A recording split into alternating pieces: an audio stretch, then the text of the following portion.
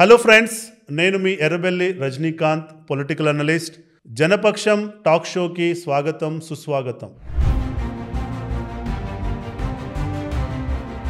రాష్ట్రంలో ఇప్పుడు ఎక్కడ చూసినా కానీ జరుగుతున్న చర్చ ఏంటంటే, కవిత గారు రాసినటువంటి లెటర్ ఎవరు లీక్ చేశారు,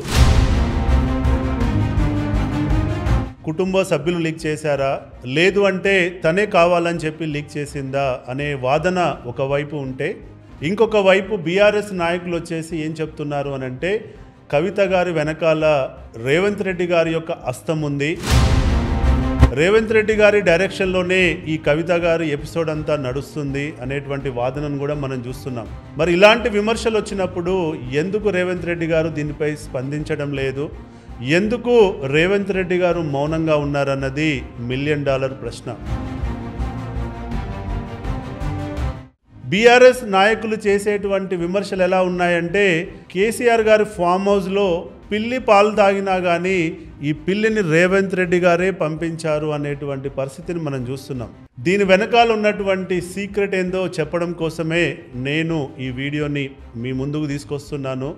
నచ్చితే దీన్ని చివరి వరకు చూడండి, మీకు ఎన్నో ఇంట్రెస్టింగ్ ఫ్యాక్ట్స్ తెలుస్తాయి.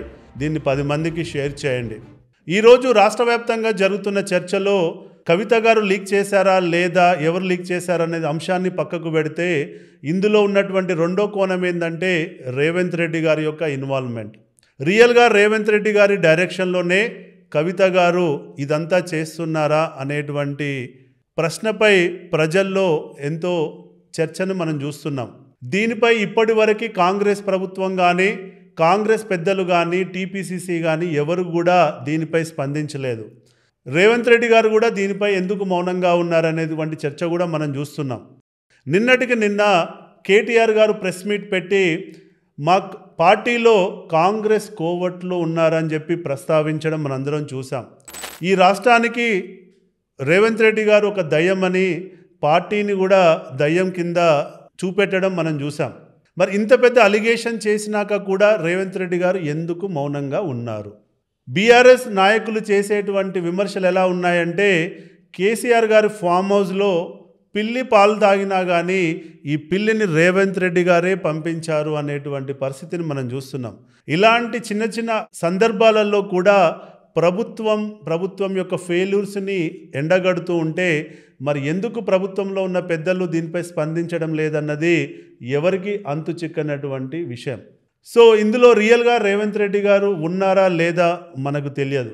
ఒకవేళ రేవంత్ రెడ్డి గారు లేరు అనుకొని కనుక మనం ఆలోచించినట్లయితే, మరి లేను అన్నప్పుడు తన ఫేస్ని సేవ్ చేసుకోవడం కోసమైనా, తను కావాలంటే ఈ మొత్తము లెటర్ లీక్ వెనకాల జరిగిన సందర్భాలన్నిటినీ తను కావాలంటే ప్రజల దృష్టిలో పెట్టవచ్చు.